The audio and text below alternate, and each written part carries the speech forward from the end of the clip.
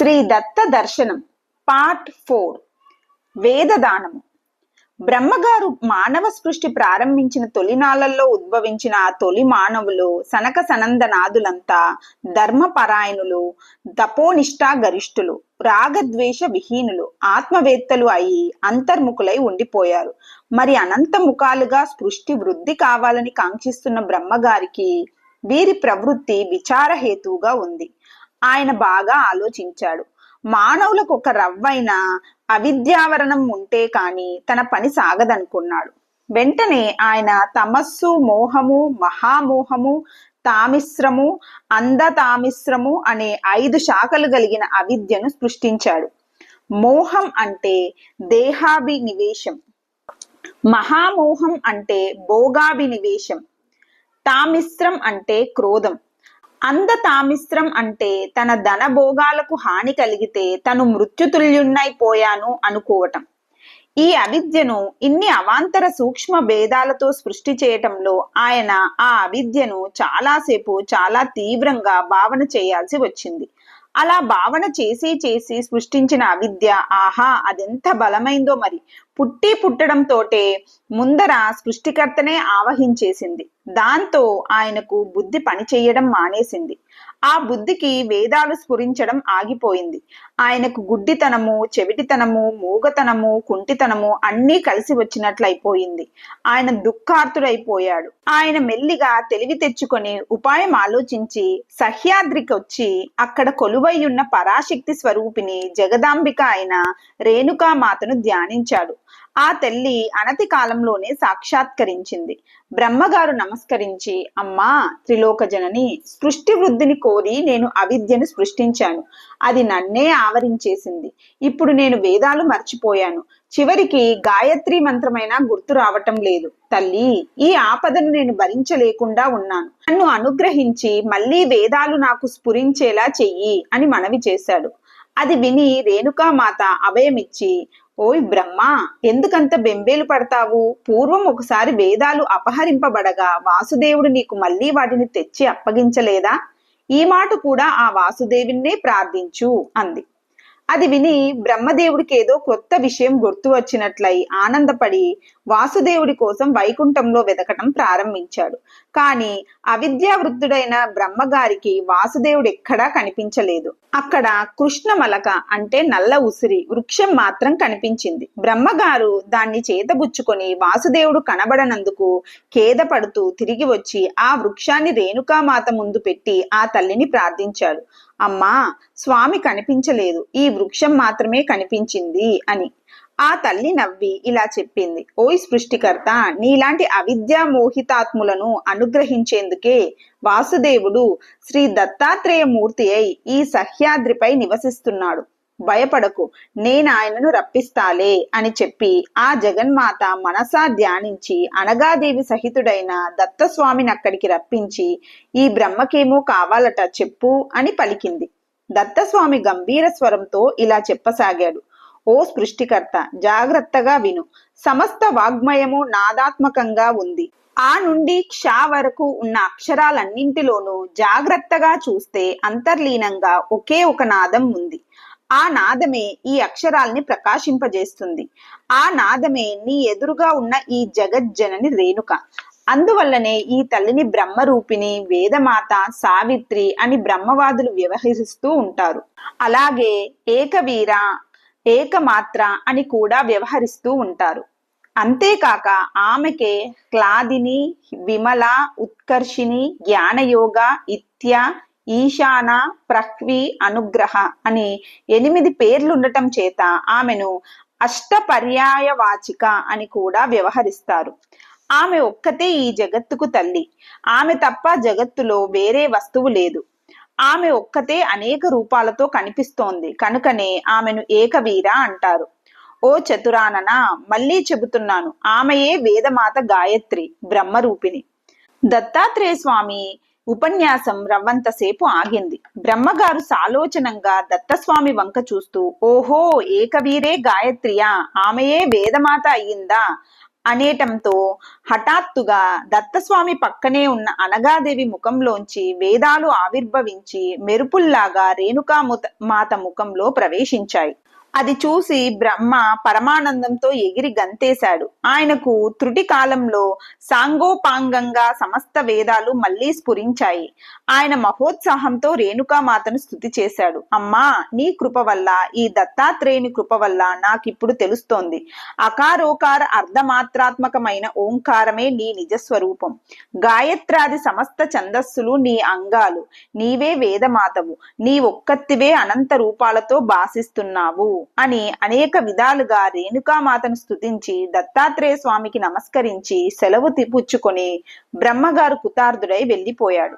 దత్తస్వామి ఈ జరిగినదేదో పెద్ద సంఘటనే కాదన్నట్లు నిర్లిప్తంగా ఆ క్రొత్తగా వచ్చిన ఆమలక వృక్షం క్రింద కూర్చొని ధ్యానమగ్నుడై ఉండిపోయాడు.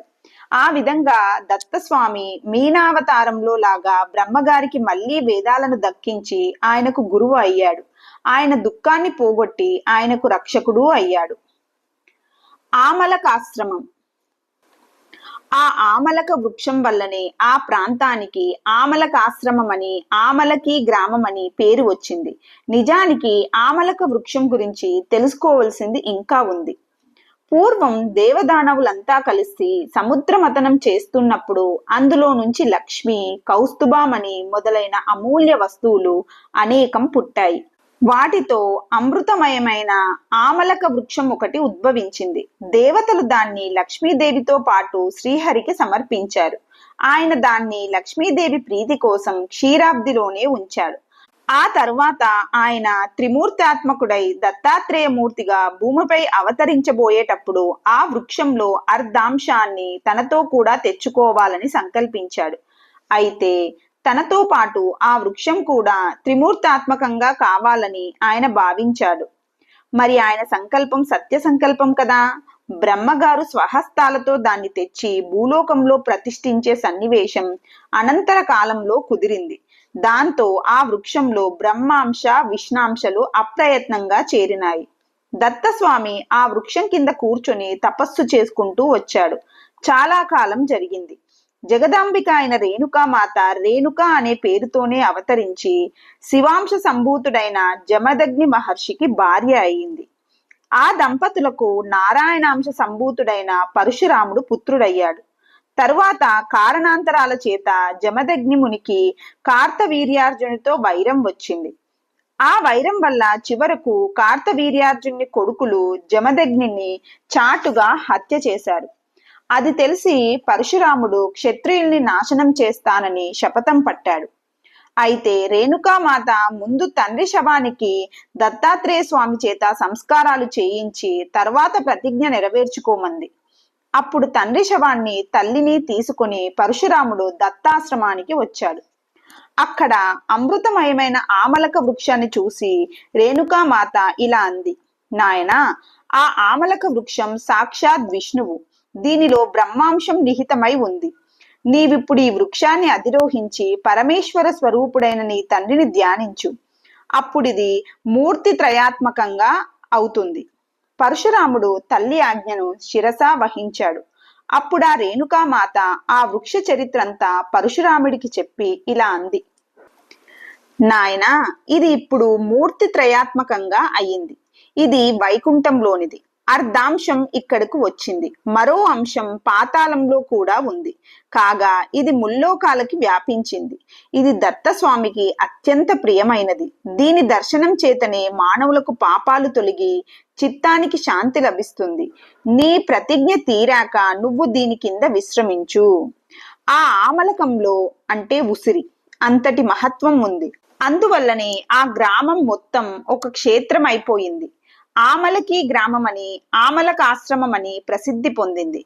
ఆ తర్వాత జగన్మాత రేణుక అక్కడ కొలువుండటం వల్ల మాతాపురం అని కూడా ఆ గ్రామానికే పేరు వచ్చింది. ఆ తర్వాత మరొక్కప్పుడు దత్తాత్రేయ స్వామి ఆ వృక్షం క్రింద మహేశ్వర రూపంగా స్థిర రూపం ధరించి నిలిచిపోయాడు. ఆ మహేశ్వర రూపంలో ఉన్న తనను దర్శించి భక్తితో అర్చించిన వారికి సాక్షాత్తు ముక్తినిస్తానని దత్తస్వామి వరమిచ్చాడు.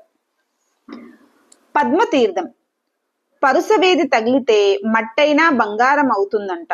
అది మనం చూడలేదు, కానీ ఒక తోటలో మంచి జాతి చందన వృక్షాలుంటే పక్కనున్న వేప మొద్దు కూడా సుగంధాలతో పరిమళిస్తుంది. ఆ వేప మొద్దు ఎంత బాగా పరిమళిస్తే ఆ చందన వృక్షాలు అంత మహత్తరమైనవని గుర్తించవచ్చు. అదేవిధంగా మన దత్తాత్రేయ స్వామి సన్నిధానంలో ఉన్నంత మాత్రం చేత మాతృతీర్థం, మేరు తటాకం, పద్మతీర్థం మొదలైన సరస్సులు ఎంతటి మహత్తర తీర్థాలైనాయో తెలుసుకుంటే, తద్వారా దత్తస్వామి మహిమ ఇంకెంతటి మహత్తరమైనదో ఊహించుకుంటే ఆశ్చర్యం కలగక మానదు. ఆ కథలన్నీ చెప్పుకోవాలంటే చాలా గ్రంథ విస్తరమవుతుంది. ఉదాహరణగా పద్మతీర్థ కథను మాత్రం ఇక్కడ స్మరించుకుందాం. అందరి పాపపుణ్యాలకు సాక్షి అయిన లోక బాంధవుడు సూర్య భగవానునికి భానుమతి అనే కూతురుండేది. ఆమె సర్వాంగ సుందరి. ఒక్కొక్కప్పుడు దైవలీల చిత్రంగా ఉంటుంది. ఒకనాడ కర్మసాక్షి యవ్వన శోభతో కలకలలాడుతున్న తన కన్న కూతుర్ని చూచి మోహంలో పడ్డాడు. అవురా, ఎంతటి మహాత్ముడైనా పడిపోవటం మొదలు పెడితే తురిగుండదు కదా. ఆ కామమోహపు పొంగు నాపుకోలేక దివాకరుడు కన్న కూతుర్ని చెరబట్టబోయాడు. అది చూచి ఆ పిల్ల నివ్వెరపోయింది. భయంతోనూ సిగ్గుతోనూ గడగడా వణికిపోయింది. ఆ అమాయకపు ఆడకూతురు చెప్పే ధర్మవాక్యాలు ఆయన చెవికెక్కనే ఎక్కటం లేదు. ఇక ఆమె పారిపోవటం ప్రారంభించింది. అప్పటికీ ఆగలేదు భాస్కరుడు. ఆమెను వెంబడించాడు. ఆ కన్నెపిల్లాల పరిగెత్తి ఒక కీకారణ్యంలోకి దూరి సందు చూసుకొని లేడి రూపం ధరించి ప్రచ్ఛన్నంగా తిరగసాగింది. ఆయన జగచ్చక్షువు. ఆయన చూడలేని చోటు లేదు. అయినా ఆ పిల్ల కోసం 1000 కళ్ళు పెట్టుకొని వెతికాడు. చివరకు లేడి రూపంతో దాగి ఉందని తెలిసి మళ్లీ పట్టుకోబోయాడు. ఇంతలో దేవర్షి గణాలకి ఈ వార్త తెలిసి వారంతా లోక బాంధవుడి కోసం వెతుక్కుంటూ వచ్చారు. సరిగ్గా వాళ్ళు వచ్చేటప్పటికి సూర్య భగవానుడు మృగీ రూపంలో ఉన్న కూతుర్ని పట్టుకోబోతున్నాడు. వాళ్ళంతా కంగారుగా ముందుకు దూకి ముందా దుష్కార్యాన్ని ఆపారు. కర్మసాక్షి బిక్కచచ్చిపోయాడు. తల తీసేసినట్టయింది. వచ్చిన వారంతా చిన్నా పెద్ద అనక అంతా తలో మాట అన్నారు. తాను సాటి వారిలోనే కాక తక్కువ వారిలో కూడా లోకువైపోయాడు. చీచీ, ఎంత నికృష్టమైన పని! పాపం కాని పుణ్యం కాని అత్యధికమైతే తత్ఫలం తక్షణమే లభిస్తుంది. ఎవడు ఇతరుల కర్మలను సాక్షిభూతుడో వాడే ఇలా చేస్తే ఇక దిక్కేమిటి అని ఈ రకంగా ఎవరికి తోచింది వారు మాట్లాడారు నిర్భయంగా. ప్రతివాడు వేలెట్టి చూపేవాడే, మొహం మీద చీచీ అనేవాడే. భాస్కరుండేం చేయగలడు? తల వంచుకొని నోరు మూసుకొని నిలబడిపోయాడు. లోకంలో జనులంతా ఎవరిని ప్రార్థించి సదా ఆరోగ్యాన్ని పొందుతూ ఉంటారో ఆ భాస్కరుడిప్పుడు స్వయంగా ఘోరమైన అనూహ్యమైన రోగాపదలో మునిగిపోయాడు. ఆ భానుమతి కన్య మృగరూపాన్ని విడిచి సస్వరూపాన్ని స్వీకరించింది. ఆమె ఎంత సౌందర్యవతో, అంత ధర్మశీల, అంత మృదుశీల కూడా. ఆమె కళ్ళ నీళ్లు పెట్టుకొని తన తండ్రి పక్షాన పెద్దలందరినీ క్షమాభిక్ష వేడసాగింది. మహాత్ములారా, మీరంతా దయామయులు. లోకంలో పతితులు, ధర్మభ్రష్టులు ఉంటారని కదా మహనీయులైన మీరు ధర్మశాస్త్రాలను రచించింది, ప్రాయశ్చిత్త కాండాలను విస్తరించి ప్రవచించిందిను. ఇక కాలకర్మాల దోషం ఎంతటి తీవ్రమైందో, దుర్జయమైందో తాము రచించిన శాస్త్రాల వల్ల కదా మాకు తెలిసింది. పూర్వకాలంలో దేవేంద్రుల వంటి మహితాత్ములకే కాలకర్మ దోషం వల్ల మతి చలించి ధృతి నశించి పాపాలకు పాలుపడితే తామందరూ కలిసి దయాసముద్రులై వారిని రక్షించలేదా? ఇప్పుడు ఆ వంతు నా తండ్రిదయ్యింది. కాలకర్మ ప్రభావం వల్ల నా తండ్రి కుష్ఠరోగంతో కుళ్ళి ఉన్నాడు. లోకమంతా ఆరోగ్య సిద్ధి కోసం, వెలుగు కోసం ఏ లోక బంధువుని, ఏ దివాకరుణ్ణి ప్రార్థిస్తుందో ఆ మహనీయుడిప్పుడు తాను స్వయంగా రోగాంతకారంలో మునిగిపోయాడు. అయ్యలారా, మా తప్పుల్ని క్షమించండి, కరుణించి మా పాపాలకు నిష్కృతిని ప్రసాదించండి. దేవర్షులంతా ఆ మాటల పొందికకు ఆశ్చర్యపడ్డారు. ఆ చిన్నదాని సద్బుద్ధికి ఆనందపడ్డారు. భాస్కరుడి దుర్గతికి జాలిపడ్డారు. వారు ఆలోచించి ఇలా అన్నారు. అమ్మాయి భానుమతి, నీవు బాగా తెలిసిన దానివి. నీకొకరు చెప్పేదేమిటి? పంచమహాపాతకాల కన్నా కూడా ఘోరాతి ఘోర మహాపాతకం కదా కన్న కూతుర్ని కామించడం. అందువల్ల నీ తండ్రికి ఇలా తక్షణమే ఫలప్రాప్తి అయ్యింది. అయినా భయం లేదు. కరుణామూర్తీభవించిన స్వామి దత్తాత్రేయ స్వామి భూలోకంలో ఉన్నాడు. ఆయన ఆమలక గ్రామంలో ఉన్నాడు. ఆయన సన్నిధానం వల్ల ఆ ఊరి సరస్సు పద్మతీర్థం ముక్తి క్షేత్రము కూడా అయ్యింది. ఆ సరస్తిరంలోనే జగన్మాత రేణుకాదేవి కూడా సన్నిధి చేసి ఉంది. అక్కడ స్నానం చేసిన వారికి సర్వ రోగాలు హరించి ఆరోగ్యం లభిస్తుందని దత్తాత్రేయ వరం ఉంది కనుక ఈ సూర్యుడు కూడా అక్కడికి వెళ్ళి ఆ పద్మతీర్థంలో స్నానం చేసి ఆ రేణుకామాతను ఆ దత్తాత్రేయ స్వామిని సేవించుకుంటే ఆరోగ్యము పవిత్రత కూడా లభిస్తాయి. అలా చెయ్యండి అని చెప్పి వారంతా వెళ్ళిపోయారు. సూర్య భగవానుడు పద్మతీర్థంలో స్నానం చేసి రేణుకాదేవిని ధ్యానిస్తూ కొద్ది రోజులు గడిపేసరికి ఒకనాడ తల్లి దర్శనం ఇచ్చి దత్తస్వామి కృప నీపై ప్రసరించింది అని చెప్పింది. అంతలోనే ఆయన రోగమంతా క్షణాల్లో నశించి శరీరం పూర్వం కన్నా కాంతివంతంగా ప్రకాశించింది. సూర్య భగవానుడు ఆశ్చర్య ఆనందమగ్నుడై దత్తాత్రేయ స్వామిని దర్శించి భక్తితో సేవించి స్వస్థానానికి వెళ్ళిపోయాడు. కనుక దత్తస్వామి సాన్నిధ్యం వల్ల ఆ తీర్థమే అంతటి మహత్తరమైనదైతే ఆ స్వామి ఇంకెంతటి వాడు కావాలి. ఇక మేరు తటాకము మాతృతీర్థము అనే తీర్థాలలో స్నానం చేసి పితరులకు పిండ ప్రదానం చేస్తే పితృతర్పణం నిర్వర్తిస్తే ఆ పితృదేవతలంతా మహోత్తమ గతులను పొందుతారు. దీన్ని బట్టి కూడా దత్తస్వామి మహత్వాన్ని మనం ఊహించుకోవచ్చు.